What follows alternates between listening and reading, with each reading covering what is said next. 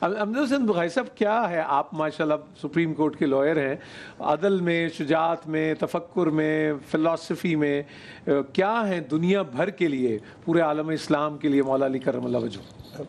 دیکھیے، اب ساری دنیا کو معلوم ہے کہ مولا علی مشکل کشا جو ہیں وہ ان کا یہ قول نہج البلاغ میں، اور ساری دنیا کو معلوم ہے کہ کفر کی ریاست چل سکتی ہے لیکن ظلم کی ریاست نہیں چل سکتی. یہ اب تو ایک مسلمہ یہ بات یونیورسل ہے. صحیح. میں ابھی پہلے ابتدائی طور پر مولا علی کے فقر کا ایک واقعہ آپ کو چھوٹا سا واقعہ اگر اجازت دیں. بسم اللہ. ایک بزرگ سوکھی روٹی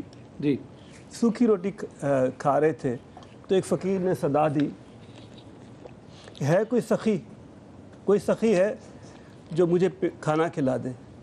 جی. تو وہ جو سوکھی روٹی کھانے والا بزرگ تھا اس نے اشارہ کیا، یہ گھر ہے، وہ دیکھو، یہ حسنین کریمین کا سخیوں کا در ہے، ادھر جاؤ.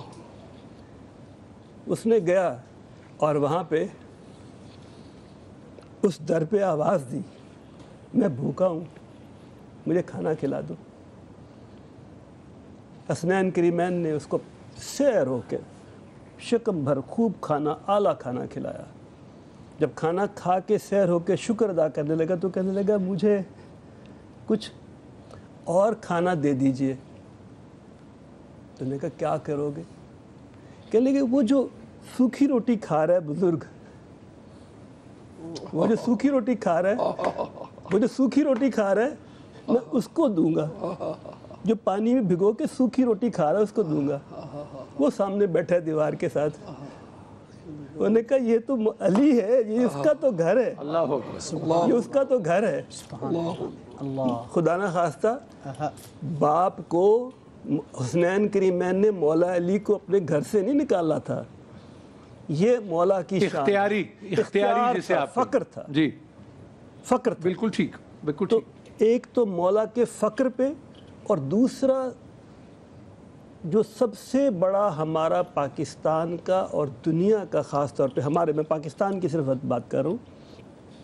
میں نہج البلاغ پڑھ رہا تھا، مجھے نیر صاحبہ نے کہا کہ، تو میں نے اس میں ایک بڑی خوبصورت بات پڑھی. جی اگر آپ اجازت دیں. باتیں ساری ہی خوبصورت، اس میں تو خزانے. جی کہ اگر رسول اللہ صلی اللہ علیہ وسلم نے ایک دفعہ دعا مانگی تو صحابہ کرام رضوان اللہ تعالیٰ اجمعین نے اس دعا کو یکدم کہا کہ یہ ابغض البلا، مجھے کثرت اولاد سے بچا. کثرت اولاد کی بات ہو رہی ہے.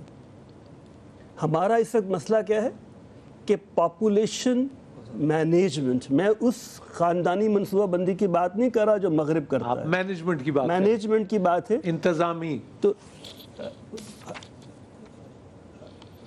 حضرت مولا علی مشکل کشا علیہ السلام نے فرمایا، زندگی میں اگر سہولت چاہتے ہو،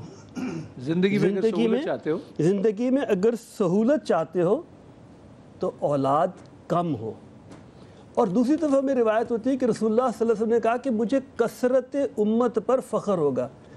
کثرت سے مراد یہ تعداد نہیں ہے، معیار ہے. 313 نے فتح کیا تھا یا 3013 نے فتح کیا تھا.